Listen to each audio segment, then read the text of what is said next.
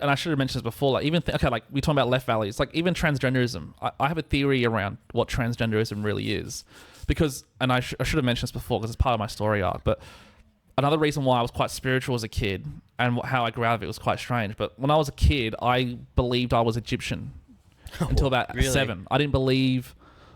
So I believed I was literally Egyptian from a past life. And to the point where it was affecting my schooling, and they're going to pull me back years because I would refuse to speak English. I would only want to, I'd like try and learn hieroglyphics. I was like obsessed with Egypt, right? And the teacher was like, "Yeah, your kid's cooked. Like you need to freaking hold it back or something, so you get smarter or whatever." And then so Mum went on a tirade, and she like sent me out to spiritual people and doctors and psychologists and everything.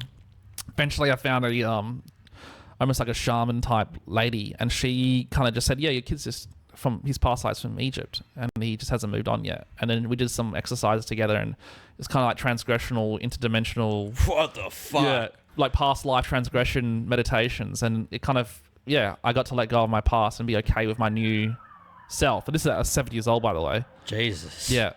If my kid just starts speaking Mandarin, I'm gonna be like, well, there's stories. We've not heard there's stories of kids who like are born and then like they don't even acknowledge their own parents. They know where their real parents are and they go try and find them.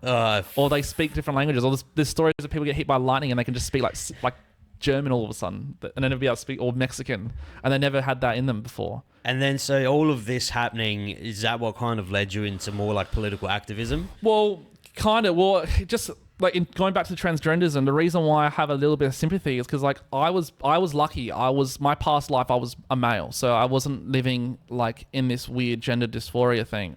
But if I was living like as a kid, if I was female in my past life and I was living into a male life, I could see how spiritually you'd be very, very confused. Like I'm female, but I'm male in this life.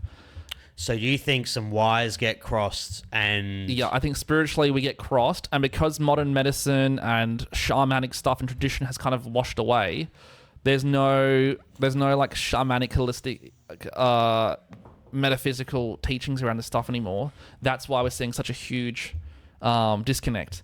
Is that one of your theories, or yeah? It's something I've come up with myself. Yeah. I've never heard that, and that's like... I like a bit of a fucking spiritual conspiracy, if you will, or a theory. And that's like, that's going to fuck me up the whole day now. Good. That's what I want. And so that's why I do have a love for transgender people, because I'm like, maybe they just haven't moved on from their past lives yet and they haven't accepted who they are now. And then what happens is the parents go, "Oh, no, you are," like, so that it gets all mixed up and it gets all muddied. And that's why I think the suicide rates are so high, the sexual assaults are so high. All this stuff happens because they're not living in their true spiritual beingness. They're being affected by the material world's story of them. And I've talked to transgender people about this theory, and they're like, "Dude, maybe you're right. Like, I haven't even thought about that before." It's like, yeah. Have you had like, no one goes, "Oh, maybe..." Because you always talk, "Oh, you were this in your past life. You were this in your past life." Yeah, old soul this, you know. But no one really... I've never heard anyone's put it like that. And the reason I brought the electricity, like, if you get hit by a jolt of huge electrons, what's that going to do to your spirit, your internal mechanisms, your vessel? Like, of course, you might have tapped into when you were a Mexican at the past life and just put it into your life now. You can speak Mexican all of a sudden. You're like, you know, and then you go into a multiverse theory and an infinite theory. It all ties in together as one collective understanding. So every existence that can exist has existed and will exist and exists now in the past, present, and future. And it's all intertwined together in togetherness. So you've probably been your father's son, your daughter's daughter. You're like you've been intertwined with past lives for a long time. The only problem is right now I'm getting back into orthodoxy. This stuff is not really church talk. It's very old. It's a very traditional, old school religion. I'm only getting into the monastic ascetic stuff of orthodoxy. And to be honest, when you study the monks, a lot of them have these abilities that kind of don't get talked about in the modern day Orthodox Church. But when you read about these, like Saint Paios, you know, the reason he died apparently is because he did a prayer to a young child who had cancer, asked God to take on that cancer and let the kid free, let him be healthy, and that's how he got his cancer and died. So there's healing and so on a subatomic level, what's happening there? What kind of prayer allowed that type of manifestation to occur that allowed the transfer of a disease into someone else? Disease means dis-ease. So he took the dis-ease from that child into his body. I mean, that's an Orthodox priest who's like highly regarded in the Orthodox Church, highly praised. So that confuses me about the church, and that's why I'm keen to go deeper into the church. And if they might just sit there and go, George, you know what? Shut up. Like, you're going down a really naughty Luciferian satanic road. You need to probably keep your mouth shut. You're going in the don't read section. Yeah. Or maybe like, you know what, George?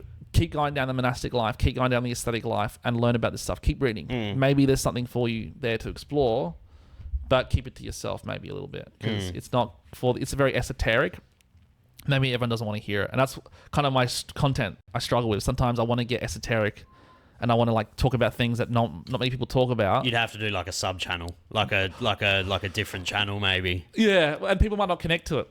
So yeah, that's why I'm saying tying it all back in. I do have left leaning sympathies. A lot of part of me is left leaning because I have had a very interesting upbringing in terms of spiritual understanding, because I believe there's body, mind, and spirit. I think most people live just body and mind right now, and they've forgotten about their spiritual self. And I think that's the biggest travesty, and I think that is the core issue of all the problems today. I think it's that when we're so disconnected from our spirit and who we are fundamentally beyond the physical realm, that we've just become ill, basically spiritually ill.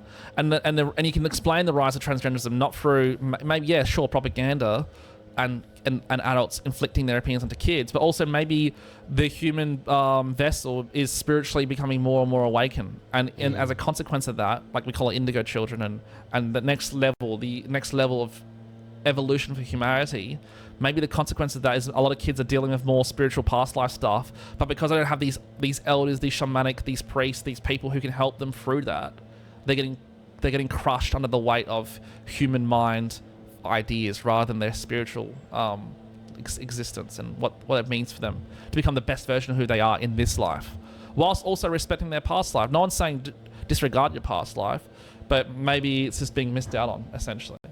So, and then bang, the Adelaide set is born, or the most current iteration of it. Well, the Adelaide set, the logo is just a quartz crystal. Yeah. And not many people know that. Now everyone, more people know, because I've never said it publicly, but the Adelaide set logo is literally just a quartz crystal. Yeah. So, right. No shit. Yeah. That's crazy. Yeah.